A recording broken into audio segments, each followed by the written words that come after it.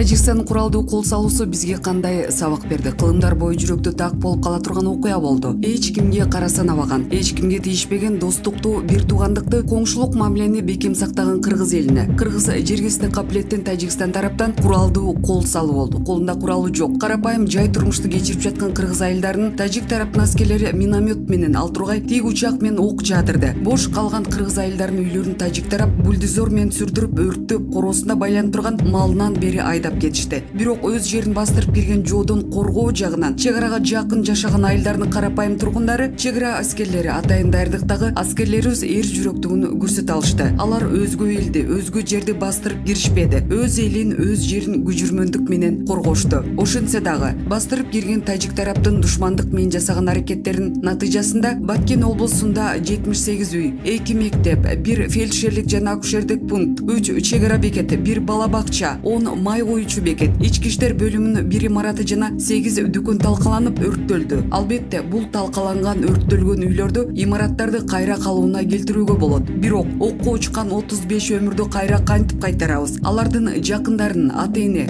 уул кыздардын өксүн кантип толтурабыз? Түрдүү жаракат алышкан 178 мекендештерибиздин жүрөгүндө калган такты ким жууп кетире алат? Дагы эле бул окуя жалпы кыргызстандыктардын жүрөгүндө калган так болду. Эми аны жууп кетирүүгө мүмкүнбү? Дүйнө коомчулугу мындай жырткычтык аракетти кайсыл тарап жасаган алаканга салгандай көрүп турду. Тажик тарап мындай согуштук аракет үчүн алдын ала даярданышканы да белгилүү болду. Кыргызстандын өкмөт башчысы, Татарстанда УКМКнын башчысы, Германияда Коопсуздук кеңешинин катчысы Тажикстанда жүргөн кезинде согуштук аракетти жасады. Кыязы ушундай убакытта алар атайлап күткөн сыяктуу. Эми алар өздөрүнүн жасаган мыйзамсыз эл аралык нормаларга жатпаган кадам үчүн жооп берүүгө тийиш. Мындай учурда кыргыз бийлигин Тажикстандан келтирген зыяндардын ордун толуктап берүүсүн талап кылбайбыз деген позициясын түшүнүү кыйын болуп турат. Биз алардын чыгымдардын ордун толтуруп бергиле деп суранбайбыз. Эгер кийин Тажикстан өздөрү жасаган ишине өкүнүп, жардам беребиз десе карап чыгабыз. Биз азыр үйлөрдү куруу үчүн өзүбүздүн күчүбүз толук жетет, деди УКМК башчысы Камчыбек Ташиев жергиликтүү элдин алдында. Эмне үчүн алардан келтирген зыяндардын ордун толтуруп берүүнү талап кылбашыбыз керек? Кандай коркок билишибиз бар? Өздөрү тынч жаткан кыргыз жерине кол салды, талкалады, өрттөдү, куралсыз адамдарды аткылады. Эми ушул аракеттердин баары үчүн жоопкерчилигин да тартышы керек. Кыргыз бийлиги колдо бар бардык далилдерди чогултуп, эл аралык сотко кайрылууга толук укугу бар. Материалдык гана чыгымдарды эмес, кыйылган адам өмүрлөрү үчүн да жооп берүүгө тийиш. Ансыз да дүйнө коомчулугу тажик тараптын агрессиясын алаканга салгандай көрүп турду. Далилдер ашыгы менен жетиштүү. Андыктан тиешелүү юристтер, эл аралык мамилелер жаатындагы эксперттер менен кеңешип, Тажикстандын аракеттерине эл аралык деңгээлде баа бере турган аракеттерди баштоо маанилүү. Экинчиден, бул кайгылуу окуя Кыргызстан үчүн кандай сабак болушу керек? Мындай акыбалга эмне себептен келдик? Ушул суроолордун тегерегинде олуттуу ойлонуп, тыянак чыгара турган убакыт келди. Биринчи кезекте акыркы 30 жылдан бери карай элек кыргыз бийлигин коррупцияга белчесинен батып алып, мамлекеттик коопсуздукту, мамлекеттүүлүктү бекемдөө багытында эч кандай иш аракеттерди жасабаганын натыйжасы болду. Өз өлкөбүздө өзүбүздүн эле чиновниктер талаптан олтуруп, экономикасы эң эле алсыз өлкөгө айланды. Мамлекет өзү жарды, ал эми анын башында отурган чиновниктер ашынган бай болду. Кантип жарды өлкөнүн чиновниктери бай болот? Же алган айлык акылары ошончолук эле жогорубу? Жок, контрабанданын, коррупциянын арты менен доллар менен миллионерге айланышканы жашыруун эмес. Алар өз өлкөсүн талаптанып, Кыргызстанды илки баскан, жону жооруган кашаң атка айлантышты. Кыргыз армиясын күчтөнтүп, мекендин чебин бекемдөө керек экенин унутушту. Бүгүн биз Кыргызстанды ушундай абалга алып келген, керек болсо тик учактарды да сатып жиберген чиновниктерге наалат айтышыбыз керек. Экономикасы алсыз аскердик техникаларда жетиштүү эмес өлкөгө басым жасагысы келгендер четтен табылат. Бекеринен Наполеон Бонапарт эмес, өз армиясын бакпаган эл башканын армиясын багып калат деп айтпаса керек. Дагы бир жагдай, бир топ жылдардан бери карай эле карапайым эл дагы саясатташып, ички саясий күчтөрдүн колундагы куралга айланып, 5-10 миң адам топтолуп алып, улам бийликти күч менен кулата бергенибиздин натыйжасында мамлекетибиздин алсызданышынын башкы себептеринин бири болуп турат. Өзүбүздү өзүбүз шылдыңдаганды, келекелегенде бөлүнүп жарылмайды адатка айлантырып алганбыз. Ынтымагы жана биримдиги жок элди сырткы душмандар оңой эле басып алабыз деген ойдо болушаарын унутпашыбыз керек. Ынтымаксыз эл бат эле арам ойлуулардын жеми болуп калат. Эми бизге бул окуя өтө чоң сабак болду. Бөлүнгөндө өзүбүздү өзүбүз шылдыңдаганды, келекелегенди токтотолу, саясатчылардын куралы болбойлу, мамлекеттик жогорку кызматтарга билимдүү, тажрыйбалуу кадрларды тандайлы. Ошондой эле жогорку кызматтарга барып жаткандарда мансап үчүн эмес, эмес, мамлекеттин кызыкчылыгы үчүн иштеп берем деп барышы маанилүү. Ар кандай оор кырдаалдардан жол таап чыгып кете ала турган ишенгендер гана барышы керек. Кабылдамасы бар кабинет, кызматты унаа жана каада күтүш үчүн, байыш үчүн барууну токтотуу зарыл. Эгерде бул жолда сабак албасак, анда кийинкиси мындан да коркунучтуу болуп каларын унутпайлы. Элдин, жердин тагдыры оюнчук эмес. Маалымат булагы Медиа Центр. Эл чындыкты билсин.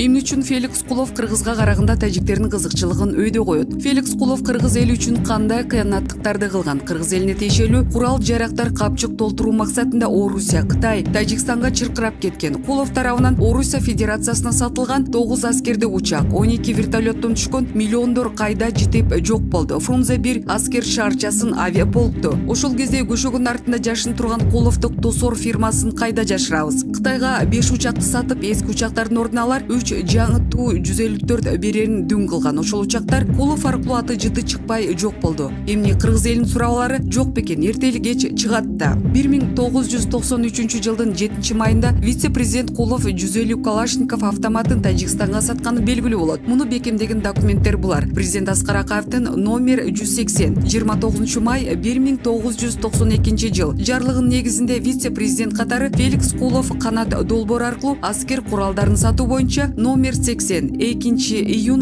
92 жыл буйрук чыгарат. Ал эми ушул жылдын 30 сентябрында вице-президент Феликс Кулов коргоо иштери боюнча мамлекеттик комитеттин төрагасы Үмүт Алиевке 2-12-72 буйрукту жөнөтөт. Тажикстан өкмөтүнүн кайрылуусуна байланыштуу иштерман канат долбоорундагы жоболорду жетекчиликке алып, Тажикстан Республикасында төмөндөгү куралдарды жана техниканы даярдоону уюштурууңузду суранам. Т-72 танкынан 2-ни, БМП-12-ни, БТР-72-ни, бардыгы мурун колдонулгандардан, АКМ-762 автоматтарынан 150-нү, ар бир автоматка 4 комплекттен ок 180 миң. Мунун бардыгы келишим баалар менен сатылат. Ушул буйруктун негизинде коргоо иштери боюнча мамлекеттик комитеттин төрагасынын ордун басары генерал Субанов революция жазат. Коргоо иштери боюнча мамлекеттик комитеттин башкармалыгынын начальниги полковник Шубанов Тажикстанга 150 автомат 180 миң ок жөнөткөн. Революция боюнча ар бир автоматтын баасы 56 миң рубль, ар бир октун баасы 2 миң рубль болгон. Бардыгын эсептегенде 11 миллион 406 миң 330 рубль болуп, бул ишти бүтүрүү Куловдун сүйүктүү Алекс фирмасына тапшырылат. Курал жарак сатуу өкмөттүн компетенциясына кирип, Хельсинки келишими боюнча курал жарак сатууга тыюу салынганын уруп ойнобой, Кулов өзүнүн түзгөн канат долбоорунун негизинде кыргыз элине тиешелүү курал жарактарды туш тарапка сатып, миллиондорго маарыган. Андан тышкары Куловдун айынан Кыргызстан Орусияга эмне үчүн 238 миллион карыз болуп калган. Муну Кулов тактап алса болмок. 238 миллионго Орусиядан Кыргызстанга металл келип түшүп, Куловдун көсөмдүгү менен Кытайга сатылып кеткен. Ал кезде да Кулов өлкөбүздүн вице-президенти болуп турган. Ошондогу вице-президент Феликс Куловдун укугу кеңири болгонун, спиртти кайра иштетүүгө жана сатууга, алтын казып алууга, металлдарды ташууга лицензия берип турган. Ошол кезде эле түрмө жыттанып турган Феликс Кулов кыргыз эли үчүн эмес, Акаев үчүн кызмат кылгандыктан мындай айыптан кутулуп жүргөн. Азыр эне тилин билбеген Кулов байлыгынан баарын уйгурларга салып бергени тууралуу сөз болуп жатат. Анын чет мамлекеттеги миллиондогон курорттук хан сарайларында кайын журту уйгурлар кожоюндук кылышып чардап жатышат. Ушул акчалар кайдан келген? Кулов вице-президент болуп турганда бүтүндөй темирди сатып бүтүрдү. Кыргызды ПИСАК программасына айдап киргизип, анын натыйжасында нечен деген завод, фабрикалар талкаланды. Ал эми Чүй облусунда губернатор болуп турганда Кулов Чуулганда хим синтез ишине кабылды. Кулов Бишкекте мэр болуп турганда стационардык соода борборлорун жүгүртүүдөгү каражаттын 15%-ын салык түрүндө алып турганы эл унутабы? Анда коммерциялык күркөлөрдүн кожоюндарынын көздөрүнөн кан аккан. Кайда барба? Кулов менен милицияда иштеген Марсел сыяктуу инилерин каргап шилеген адамдар кезикчү. Муну билген парламент өкмөт башчысына өткөрбөй койгон. 2007 жылы апрелдин башында Феликс Кулов 1 ай ички иштер министри болуп, парламенттен өтпөй калган. Өмүрбек Субаналиев менен Бириккен фронт деген коом түзүп, нааразы болгондорду каршылык митингге багыттайт да өздөрү бийлик менен соодалашып, элди түйшүккө салып кете берет. Бириккен фронттун желектери Россия кинотеатрынын артындагы ажаткананын жанында бок чинге аралашып кала берет. Маалымат булагы Назар Ньюс. Эл чындыкты билсин. Жакшы жаңылыктар. Түркиянын президенти Режеп Тайип Эрдоган мырзанын реакциясы. Түркиянын коомдук ишмери Умер Эрдоган мага Түркиянын президентине жазган ачык катым ийгиликтүү болуп, өлкө башчысы Эрдоган мырзанын тез реакциясын жараткандыгын мага билдирди. Түркиянын президенти Эрдоган Россиянын тышкы иштер министрлигинин өкүлдөрүн чакырып, Тажикстанга достук мамиледеги Кыргыз Республикасына каршы аскерий агрессия кайталанбашы керек деген эскертүүнү жеткирүү өтүнүчүн билдирди. Ошондой эле Эрдоган мырза Кыргыз Республикасынын президенти Садыр Нуркожоевич Жапаровго телефон чалып Баткенде курман болгондорго байланыштуу көңүл айтып, өлкө үчүн ушул оор учурда колдоо көрсөтүп жаткандыгын билдирди. Ошондой эле ал Кыргыз Республикасынын президентин май айында Түркияга расмий иш сапары менен келип кетүүгө чакырды. Түркиянын президенти Режеп Тайип Эрдоган Кыргызстан сыяктуу достук мамиледеги өлкөлөр менен тилектештигин билдирип, өз оюн ачык айтып, чоң авторитетке ээ дүйнөлүк лидерге ыраазычылыгын билдирген. Чоң рахмат, урматтуу президент Режеп Тайип Эрдоган деп Асол Молдахматова өзүнүн Instagram баракчасында бөлүшкөн.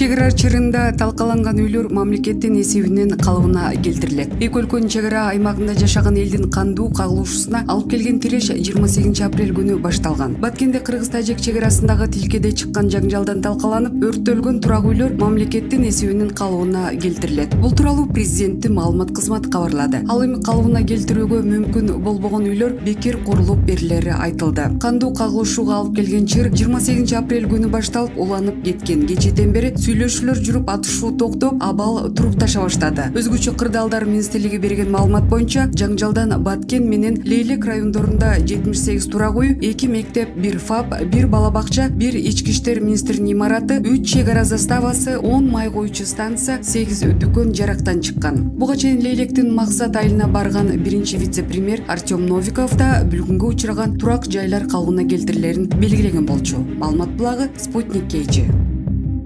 Чыр чыгарын билгенбиз. Ташиев Новиков менен максатка барды. Новиков өкмөт бардык үйлөр менен социалдык объектилерди калыбына келтире турган убадалады. Биринчи вице-премьер Артем Новиков менен УКМК төрагасы Камчыбек Ташиев Баткендеги максат айылына келди. Бул тууралуу Спутник агенттигинин кабарчысы жеринен билдирди. Жергиликтүү эл менен жолугуп жаткандардын катарында өкмөттүн Баткендеги өкүлү Өмүрбек Субаналиев дагы бар. Новиков өкмөт бардык үйлөр менен социалдык объектилерди калыбына келтире турганын айткан. Кимдин эсебинен, кайсы каражатка экен азыр айта албайм, бирок мен оңдоого кепилдик берем. Зыяндын көлөмүн аныктайбыз деген Новиков. Ал эми Ташиев мамлекет адам өлүмү көбөйбөш үчүн согушту токтотууга аракет кылганын белгиледи. Кагылышуунун болорун алдын ала билгенбиз, маалымат бар болчу. Ошого карата алдын ала даярданып техниканы киргизип турганбыз. Ушундан улам биринчи күнү ири кагылышты токтоттук. Биздин эле күчүбүз жетет эле. Бирок биткө чөшүп көйнөңдү отко салба дегендей кылдык, деди Ташиев. Жергиликтүү тургундар насия тууралда маселе көтөрүштү. Ага жетекчилер мамлекет төлөп берүүгө аракет кыларын, жашоочулар бул боюнча санаа тартпашы керектигин белгилешти. Маалымат булагы Спутник KG.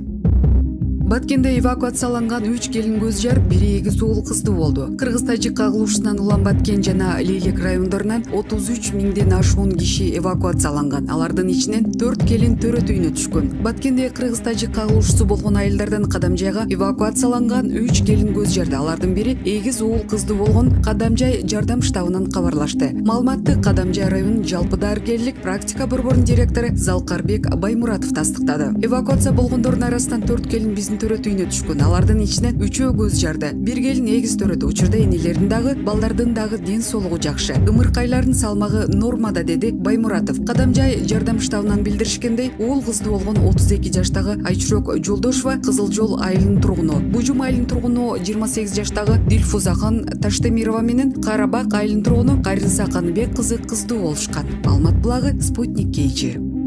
Адахан Мадумаров Кыргыз-Тажик чегарасындагы чыр боюнча кайрылуу жасады. Жакындарын жоготкон бардык үй бүлөлөргө терең кайгыруу менен көңүл айтам деди Адахан Мадумаров бүгүн 2-майда видео кайрылуу жасап жатып. Мунун баары тышкы саясатты же ички саясатты жүргүзө билбегендиктен болду. Бул дүйнө менен кош айтышкандардын үй бүлөлөрүнө, уул кыздарына, ата-энелерине, бир туугандарына сабыр берсин. Бизге жараткан өзү жардам бербесе, эч ким жардам бере албай калды, деди Мадумаров. Алмат булагы, Медиа центр.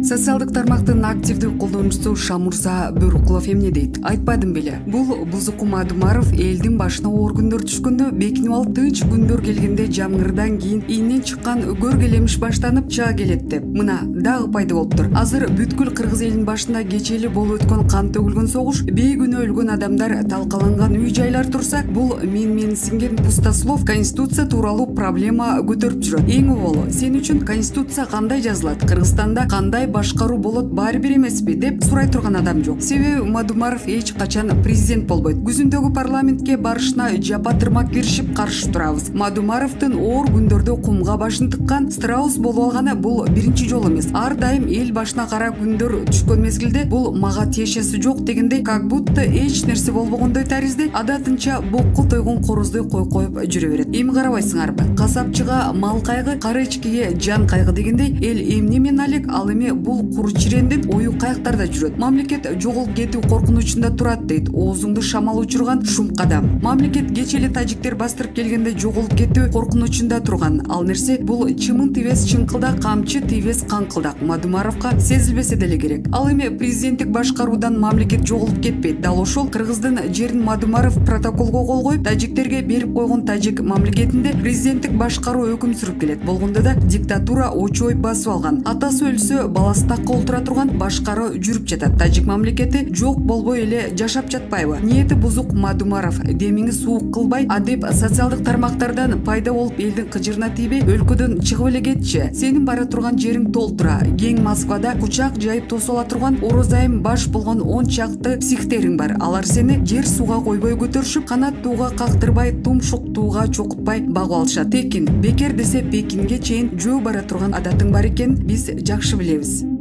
Эл чындыкты билсин. Ок Тажикстан тарапынан атылган. Мынаке досум, камча кызыр шашты байкадың турган стойкасын. Тажиктер тизип алып туруп сүйлөп аткан. Дүйнөлүк СМИ кыз койгондон кийин булар кызып туруп өздөрү жалдырап келиптир, мына камчакта кыш ташыйбышка жалдырап келди, көрдүң. Турган стойкасын байкап атасыңбы?